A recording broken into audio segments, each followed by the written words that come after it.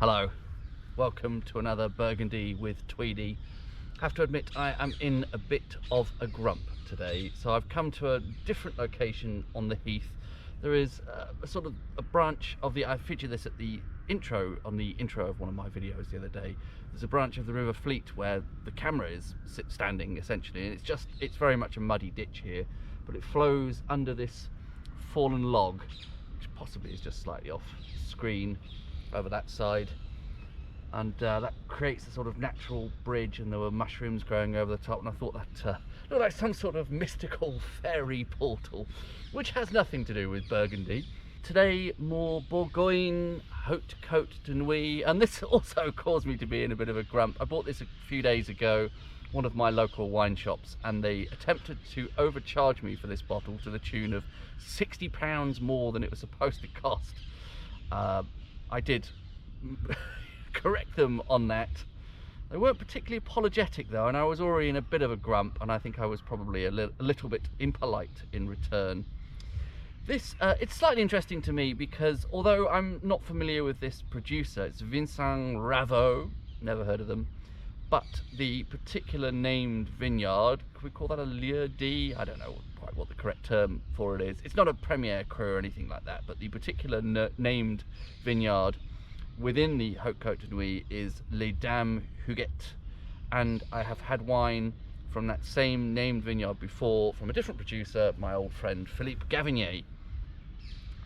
That was spectacular, great value. I sort of know already I'm not going to like this as much as it would be impossible that this is going to beat Philippe Gavinier's wonderful output. The vintage isn't quite so good on this. I don't know if you can see the neck label there.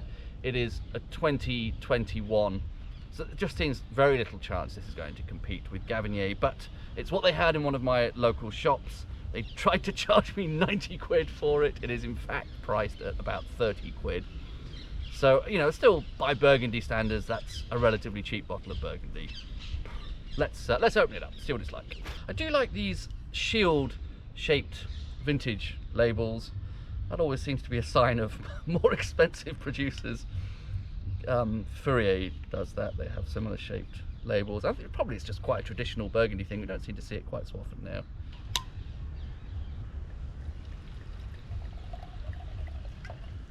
Well, it is nice on the nose, some kind of berry fruit, quite fresh. This is very young, it's 2021. I would be surprised if this is in great condition yet. It's only 2 years old, but that's a nice nose. Quite sure how to pin down that berry fruit. I don't think I would call that cherry, but it's not sort of soft berry fruit like strawberry raspberries. It's more perhaps a tiny bit plummy, but on the palate, that is nicer than I expected. It's in pretty good shape now. Actually, it's amazing for a wine that's only 2 years old.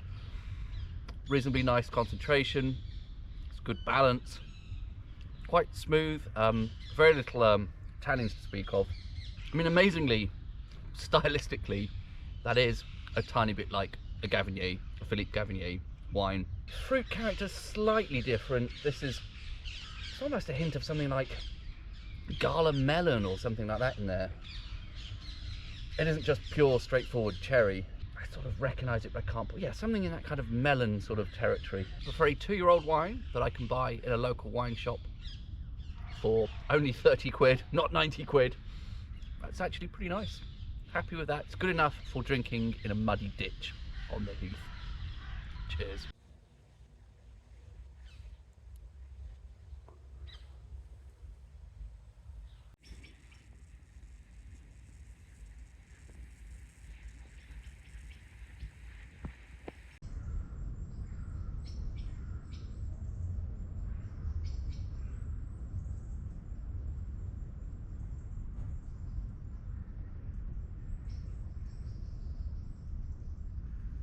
Here's to the fairies.